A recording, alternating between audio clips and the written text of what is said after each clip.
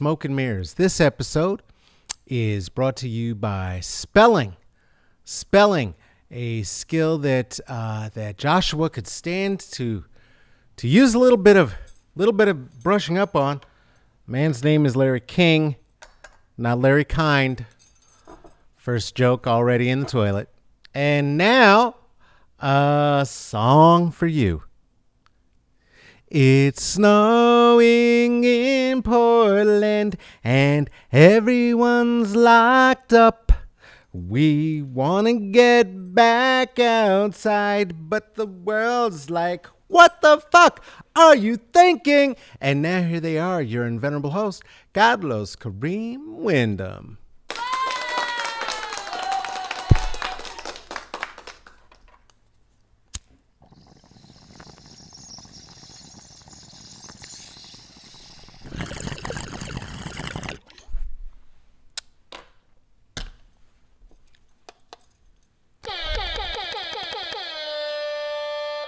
Well, hey, diddly-do. Welcome to another Smoke and Mirrors. We are back. Glad to be back. So many things going on. It is, in fact, snowing right now. There's a blizzard out the side in Portland, Oregon, which marks today as our official first day of winter, following the trend of Oregon being just a wee bit behind the curve on most things in the United States. Except for fighting cops. We're first in that. Hey, this is a little show that we do here. It's called Smoke and Mirrors. And, there's so many ways you could support it. You could support it by becoming a patron if you want to. You do that at Smoke and Mirrors CC&B. That is for comedy, culture, and blackness. You can also do that at the Venmo at Carlos-Wyndham, Cash App at $CK Wyndham, PayPal /me at CK Wyndham. All of those lovely people whose names you see right there, well, they are all patrons of Smoke and Mirrors, and we do appreciate that. If you become one too, just like DJ Tres Manos, you could hold your very own Carlos Kareem Wyndham trading card while those last in limited supply, while we are figuring out what is going to be the 2021 gift for supporting. So let's see, a few things in negotiation on that. Hey.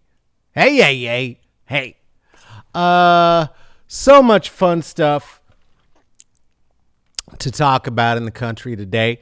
So many things.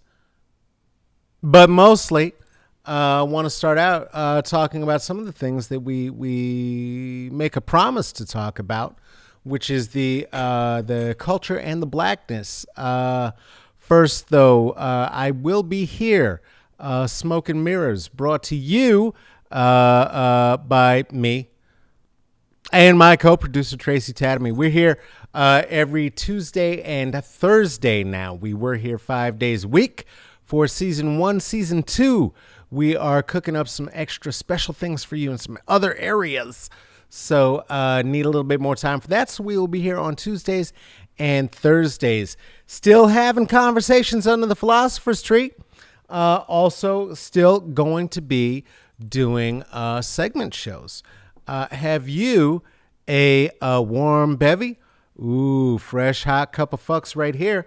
Let's get that going.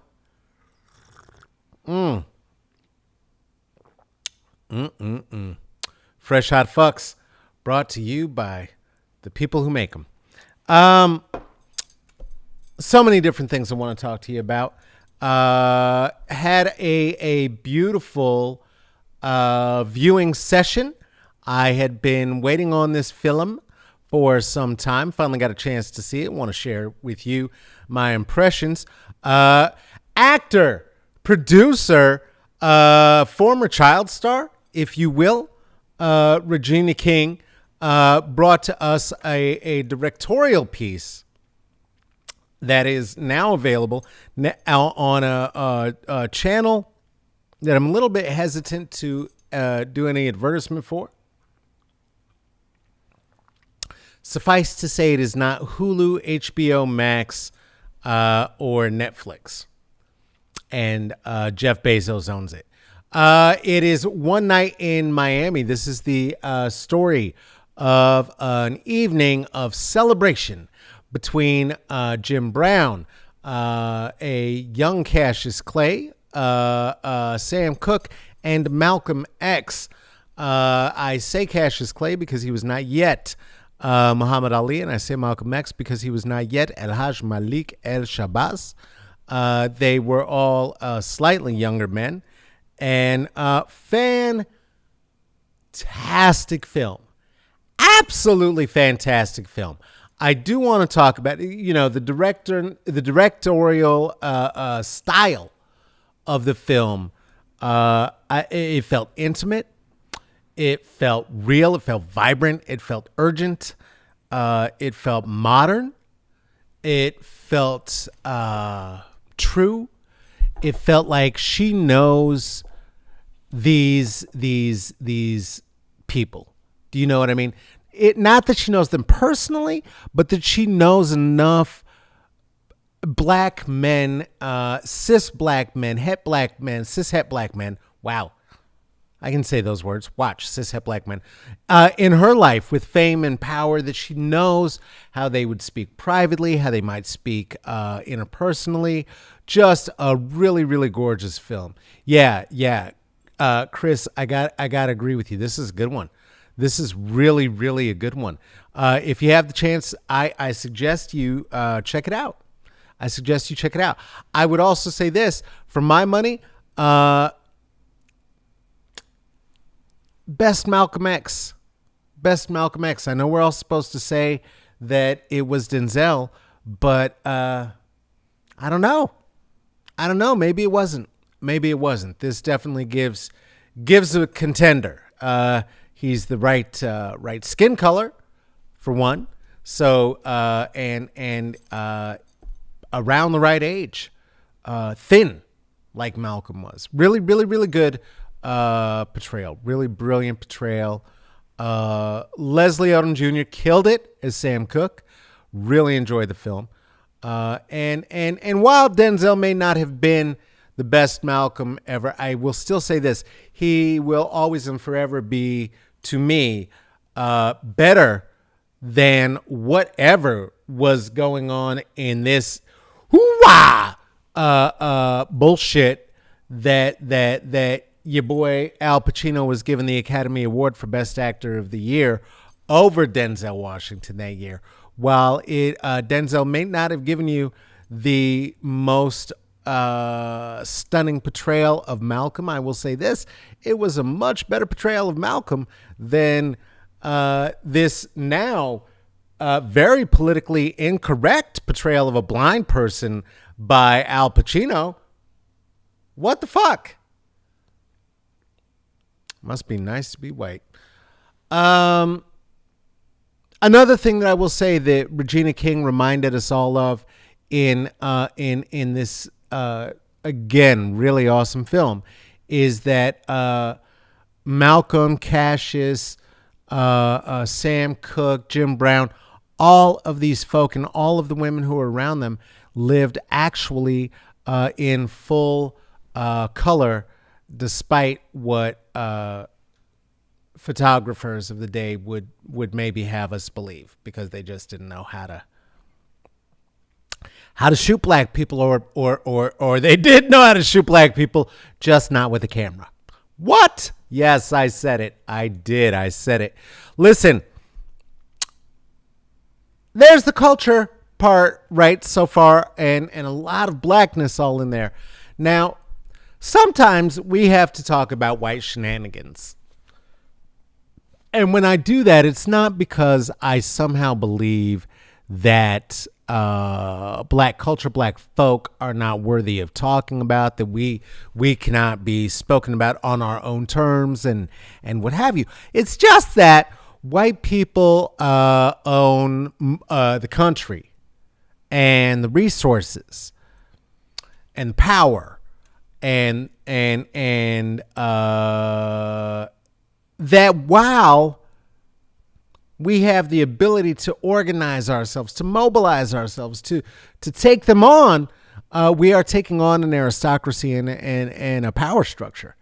It's a whole one. It's a big one of white supremacy. It's one that puts us in a situation where we could find ourselves in a state like, I don't know, Oregon, where the Oregon Republican Party might falsely start suggesting that the U.S. Capitol attacks, remember those from January 6th, that those were a false flag operation, and that it was something that was being executed by the militant radicalized left, the militant left, with our guns and such. And that it was designed to embarrass and humiliate Trump and his supporters. When you remember when we talked about this that last week, these folk who have been readily being arrested by local FBI agents in each of their home states, from Beverly Hills to North Texas, to right outside of the capital of Maryland. Colorado has a few arrests happening. And listen, I don't even want to act like it's not possible that there's the occasional black rioter amongst them. There is. And while this is true, I also don't want to act for 1 second like it's any significant number of black rioters who were there, because it is not. And the number who are there, including this gentleman who's being prosecuted, says he wasn't even there for Trump. So really, he's the seahorse of the situation. Do you know what I'm saying? The seahorse is in the ocean too. Right? Like the whale, like the starfish, like the killer shark, like all the rest of them. But it's and it's super special. It's super special. It's the specialist kind, because there's a unique thing about it. Just like there's a unique thing about this Trump rioter.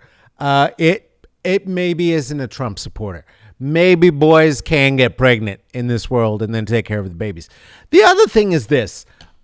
They are so small and such an insignificant number that really, in the ecosphere of the ocean, they're only krill, and they live in the shallows, and they're not important to the.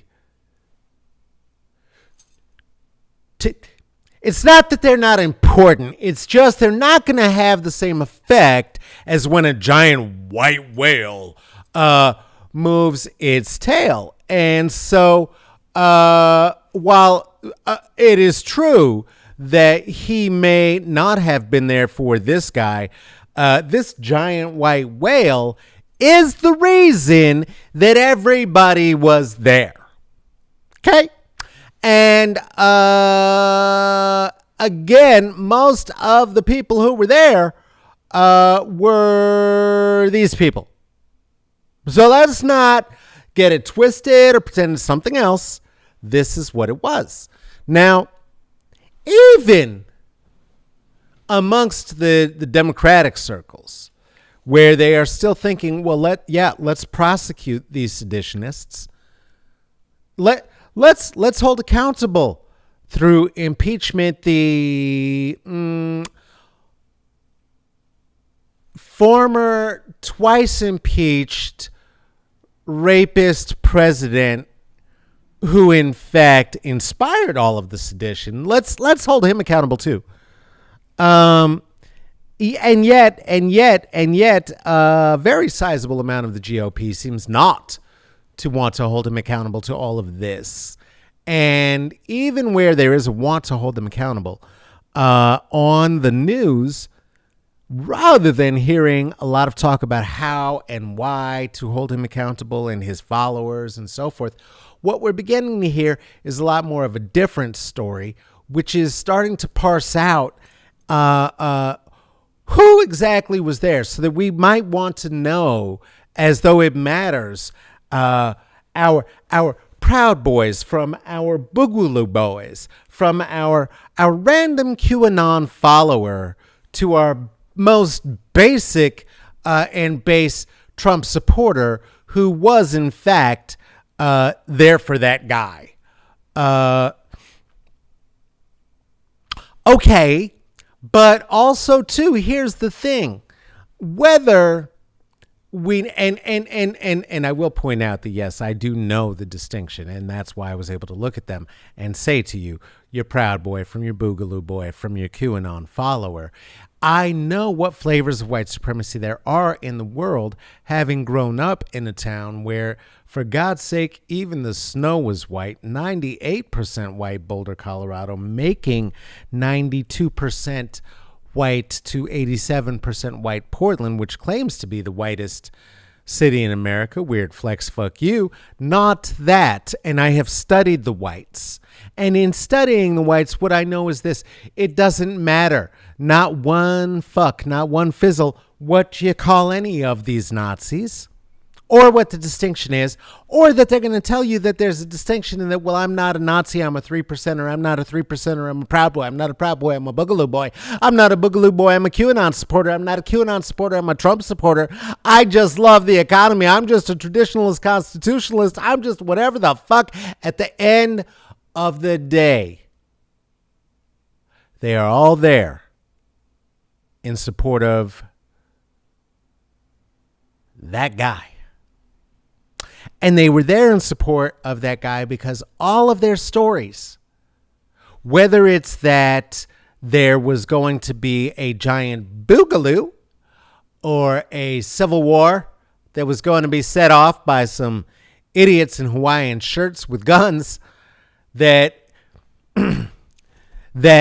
Q had told the secret, and now the storm was beginning, and we are the storm. And so the white people were going to go ahead and take over the government now for themselves, ensuring that Trump wins, ensuring that they win, and that the next thing is going to be your Democratic senators in a guillotine at a public execution.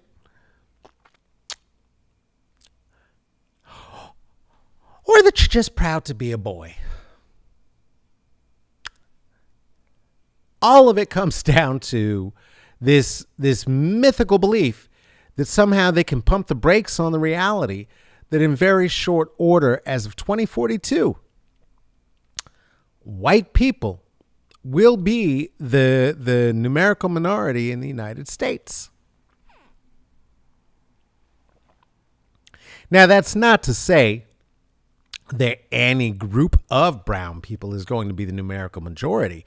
It is simply to say that black, indigenous, people of color are going to be the numerical majority overall. So trying to stop the tide of that is really what is on the minds of most of these very, very, very, very proud boys. What you're gonna need to do is to follow, for Trump's part, in terms of why this asshole would not want to disavow and separate himself from these assholes. Just follow the money. It was Trump's seriously and deeply held belief that he was going to get into office on the wave of, hey, look at what's happening at the NASDAQ and the Dow Industrial.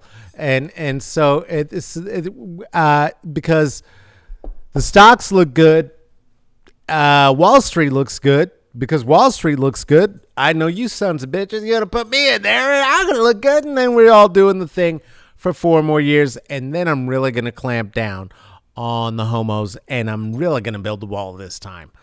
Well, no. It's the same reason, in fact, that he had been meeting with his attorney general The new Attorney General, Rosenstein, what's his name? Ronskin? I don't remember. I don't remember. And I don't remember because he was there for such a short time after Barr. But the jackass after Barr was being hunted down by another jackass who wanted to take his job to insert himself because then they could overturn Georgia and put Trump back in power because, again, for the whites, it is about their white power because even as white trash, what they have above the rest of the trash, by their estimation, is that they are still, in fact, white. The same is true for that guy. Same is true for that guy. And if we follow the money further, we see that there is a situation in which he owes quite a number of billions of dollars to quite a number of people, including his former bank, who is no longer willing to do business with him since the second impeachment.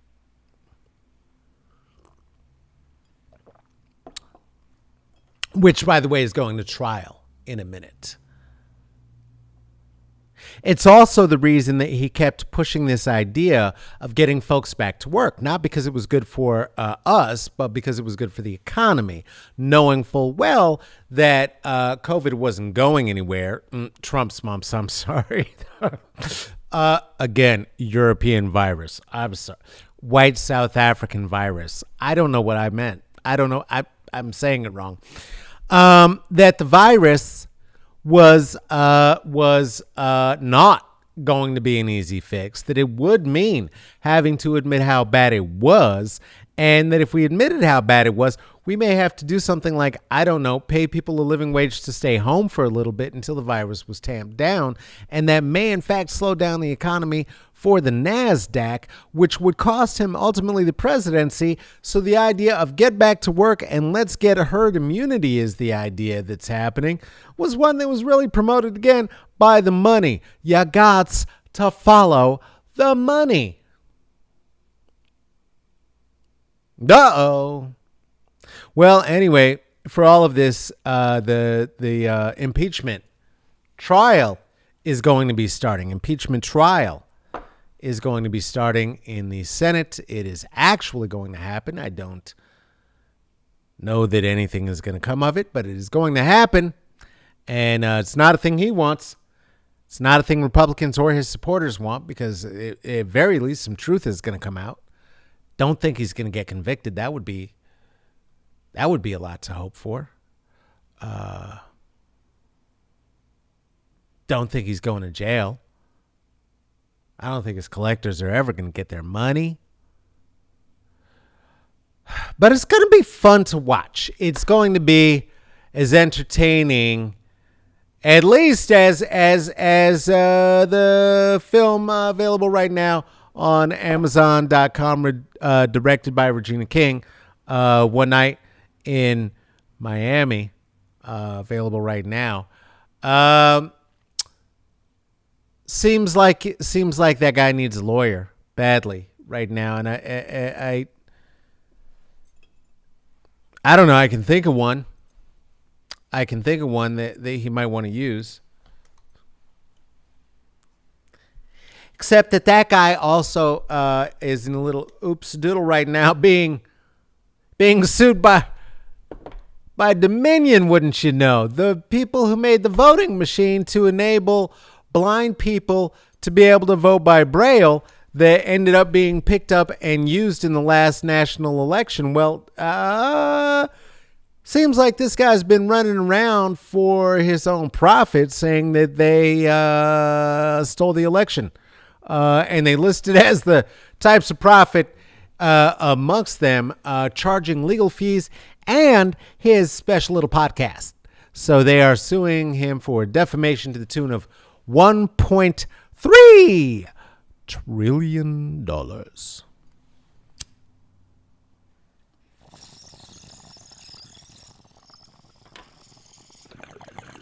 Is it billion? Is it not trillion? Joshua, did you do all the research on that? Is it billion or trillion? That wouldn't matter to me either, frankly. I don't know. Shit, if you were suing me for $1 trillion or $1 billion, you might as well sue me for a zillion. You know what I mean? Yeah, no, don't worry about it. It's fine. Happy New Year. Listen, Trump is still fucked. And we're all fucked because of shit Trump did. And now it's time to hold him accountable. And the Senate doesn't want to, but I think it's got to happen. Hell, in the meantime, definitely do check out that movie. It's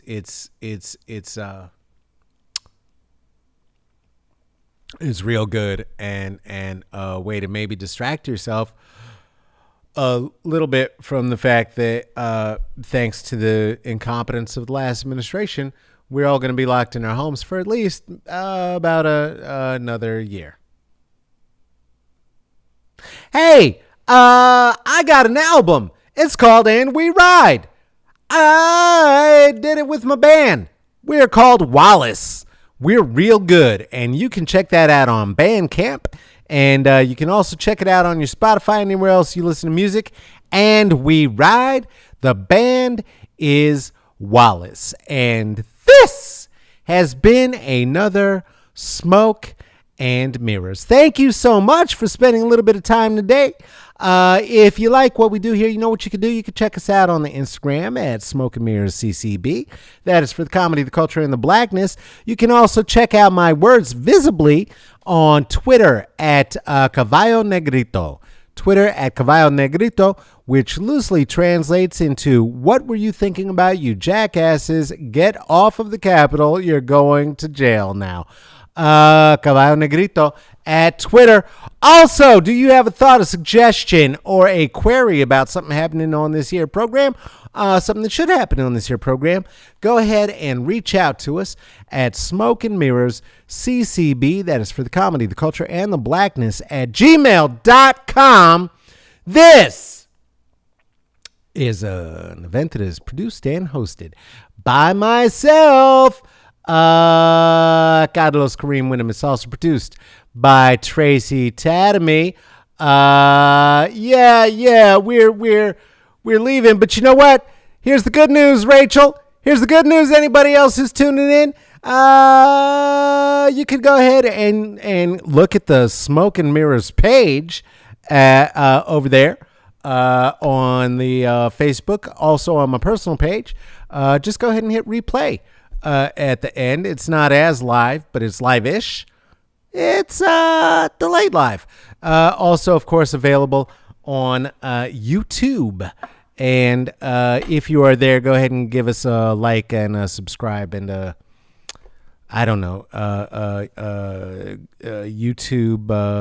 YouTube goosing, if you would. Hey, thank you so much for being here, everybody who has been here, including you, Rachel. Oh, I'm sorry we missed each other today. This has been another Smoke and Mirrors. Take care of yourself. Take care of each other. Stay inside. If you're not going to stay inside, wear a mask. If you go outside, when you come back in, wear a mask. Why? Because we love you, and we'd love to see you back here next time. I will be back here on Thursday. That is Thor's Day. Guess that's about been a show. All right, then. Bye-bye.